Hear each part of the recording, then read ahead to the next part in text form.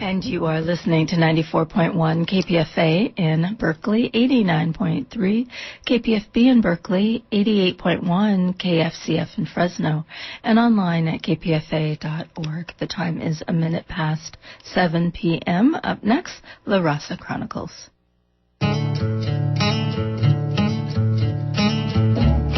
Bienvenidos a Crónicas de la Raza. Welcome to La Raza Chronicles. On tonight's program, we bring you an update from Richmond, California, where community groups are working to hold Chevron accountable for the pollution caused by the refinery.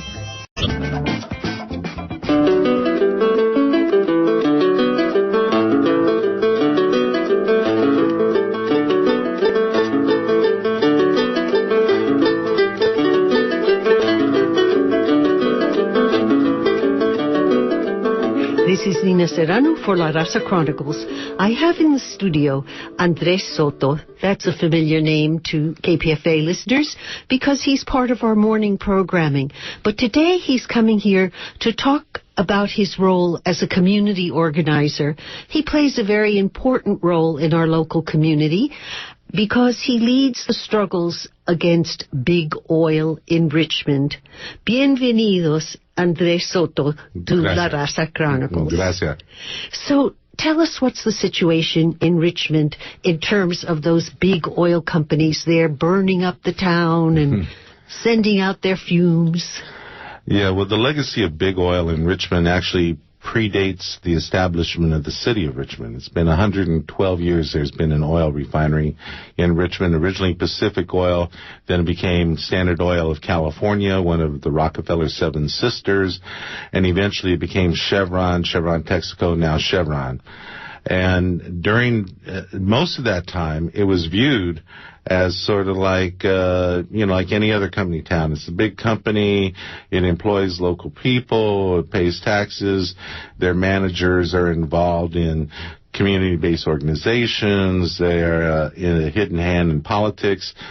But really starting with the growth of the environmental movement and in a place like Richmond, the environmental justice movement, where you have this intersection of social justice, economic justice, and environment coming together. And a consciousness has been raised in the community of West County in general, because when we say Richmond, we're also including the city of San Pablo, which is 30,000 people, but completely surrounded by Richmond. And the community of North Richmond, which 3/4 is in the county unincorporated, but 1/4 is the city of Richmond. These fence line communities have really been suffering the brunt of Chevron Richmond Refinery being the single largest greenhouse gas emitter in the entire state of California. And so all along the refinery corridor, which stretches from Richmond, Rodeo to Martinez, out toward Pittsburgh, Antioch, and includes Benicia, we have disproportionate rates of cancers, disproportionate rates of asthma, particularly amongst children, as well as a whole other variety of autoimmune diseases, skin diseases like psoriasis. And so we have been bearing this brunt, and people have been organizing. I work for Communities for a Better Environment, and Communities for a Better Environment has been present in Richmond for 30 years, along with pioneers such as Dr. Henry Clark of the West County Toxics Coalition, Ethel Dotson and Whitney Dotson, and numerous other folks on whose shoulders we stand on. So we're carrying on this movement.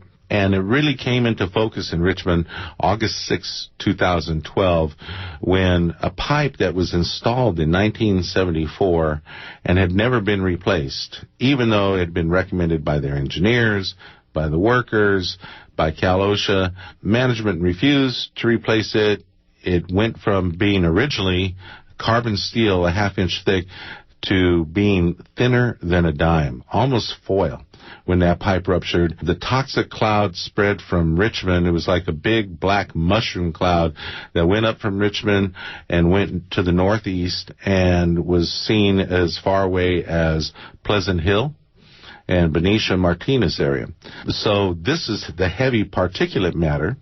It never got measured because the air district monitoring system wasn't even activated during the time of the fire. So in the end, we really don't know what was put out there. It's still a mystery. And this is an issue that we need to correct. But more fundamental is that we need a new way of regulating refineries so that we can't leave it up to managerial decisions to run the refinery into the ground for their profits, putting our community at risk. 15,000 people reported to the hospital. 20 workers almost got incinerated.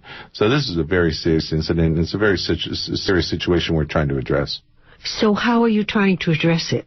Well, it starts by educating the community and by interacting with the existing regulatory agencies. So people have to come to learn that the city of Richmond has a role. Contra Costa County has a role.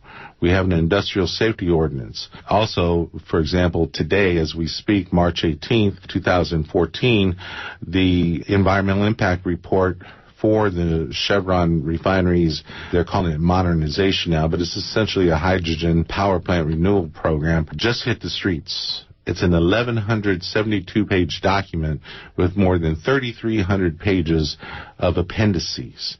And so the city is going to be receiving comments on that because the city, through its land use authority, can say yay or nay to a project like this. And what is this project? This is Chevron in 2008 proposed what they were calling a hydrogen renewal project. Because they're processing dirtier and dirtier crude oil, 80% of it currently in the Chevron refinery comes from the Persian Gulf. That this oil is more corrosive and results in more emissions as well as more waste product from the burning that's known as petroleum coke. Itself a fuel that is so toxic it's not even allowed to be burnt here.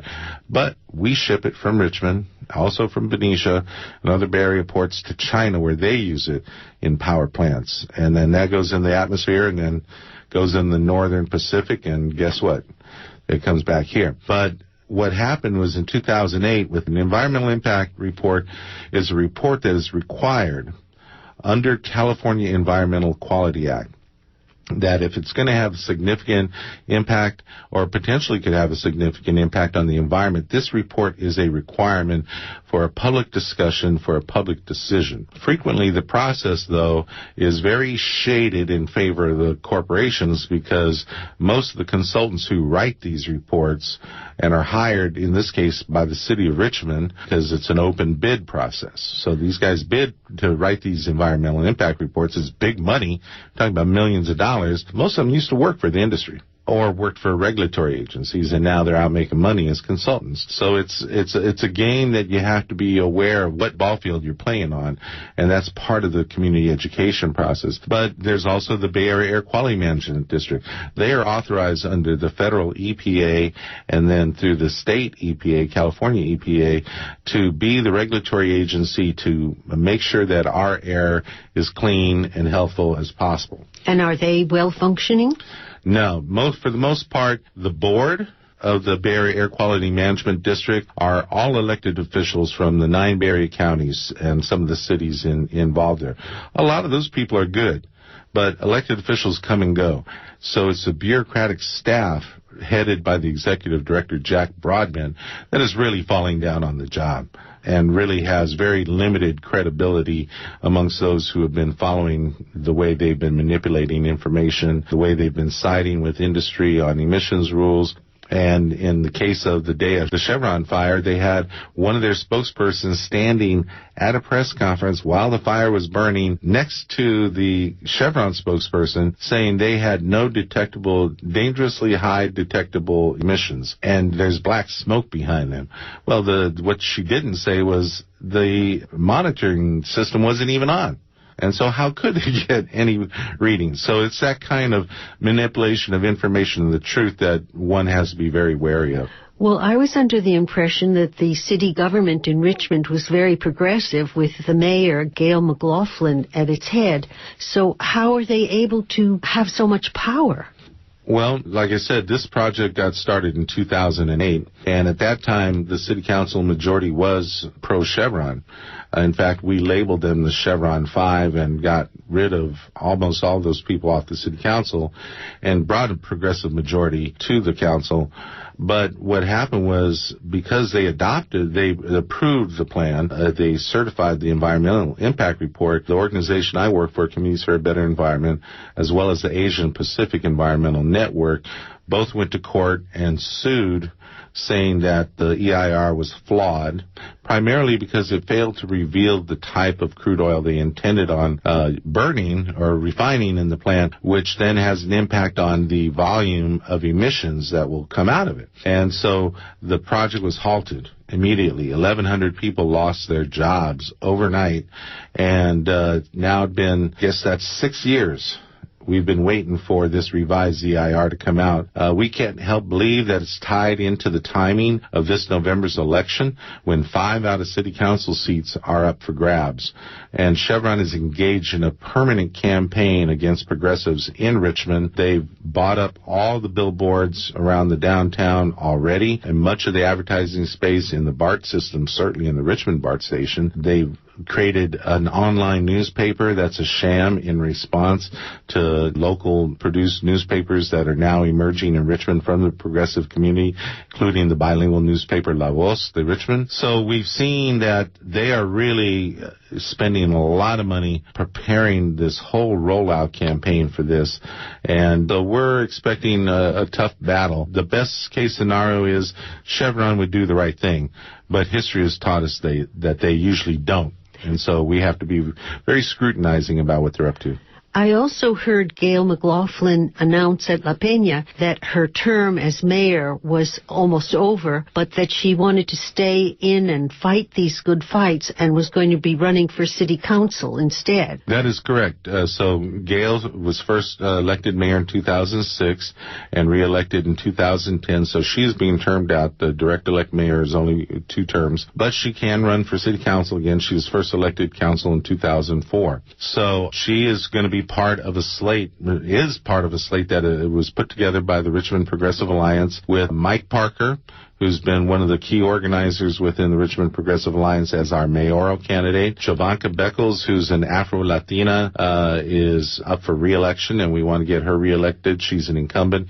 But we want to take out 2 very, very problematic incumbents, Corky Bouzet and Jim Rogers, who's the defrocked lawyer, the old people's lawyer on TV who had to give up his law license because he was ripping off his clients. And we want to replace them with Gail McLaughlin back on the city council, as well as Eduardo Martinez to be on the city council and be, a Chicano presence on the council again. So how can listeners get involved in this? Well, certainly they get involved with our efforts at the Communities for a Better Environment. They can get a hold of me, Andrés Soto. My phone number is 510-282-5363.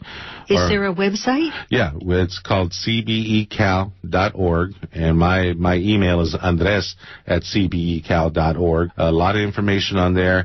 Also, the Richmond Progressive Alliance.net is also online, and people can get involved with the Richmond Progressive Alliance and help out to make sure that we retain progressive power in Richmond. We're standing up to big oil, but we're also standing up to high finance and the banks with the principal reduction program, the so-called eminent domain on housing loans. So we're taking on the big powers in this country on the micro scale here in Richmond. Well, good luck to you in the struggle for democracy in Richmond and for clean air for all of us. And thank you so much, Andrés Soto, and we look forward to your return and keeping us tuned in on what's happening in Richmond, California. Gracias for having me. Un placer. Igualmente. Gracias.